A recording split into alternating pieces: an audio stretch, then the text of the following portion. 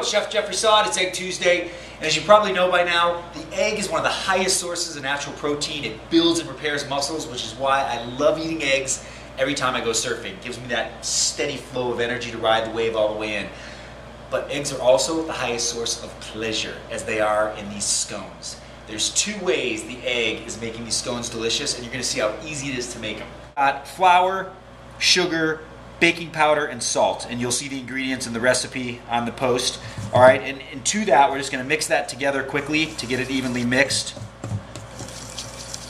And now, here's the first secret. You put in the butter, cold butter in cubes, and what we're going to do is just mash that in with your hands. Instead of using a food processor, you create little shards, little thin pieces of butter and flour like this, and that's what allows the scone to kind of rise up a little bit and be tender and really moist.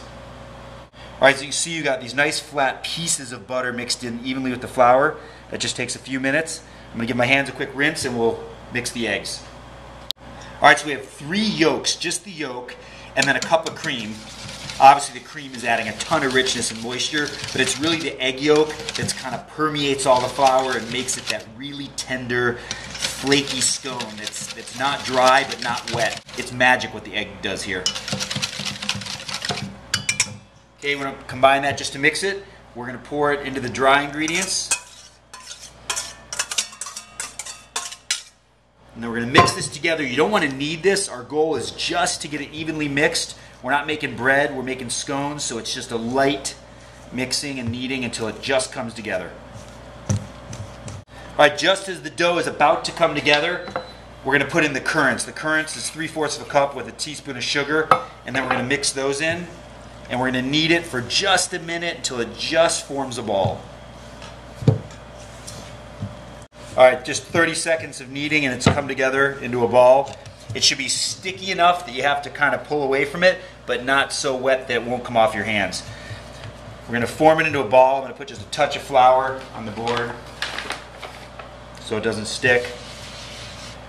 We're going to form it into, think of like a half soccer ball, a small soccer ball, but like a half ball on the table. All right, so you've got your half ball here. Now you just cut it in half. In half again, kind of like you're cutting a pizza. And then one more time, so you have 8 triangles. We're going to put those on you can use parchment paper. I have one of these Silpat mats, which are great, but parchment paper works fine as well on a baking sheet. Alright, this is where the egg is playing like tag team. We've got the yolk inside, which is making it tender and having the scones kind of flake apart, and now the egg with a touch of cream whisked together and painted over the top of the scone. It's like a cape on these little superheroes. It's creating a moisture shield, giving the scones beautiful color and locking in the moisture. And all you do is just kind of paint that onto the outside of the scones. You can use a pastry brush or your fingers, or I'm just using this little whisk. Alright, this is almost real time. I mean, to make these entire batch of scones was like 5 minutes. They're going into a 400-degree oven until they're golden. Wish you could smell this video. This is amazing, that caramelized sugar and that egg wash over the top, the glistening golden color.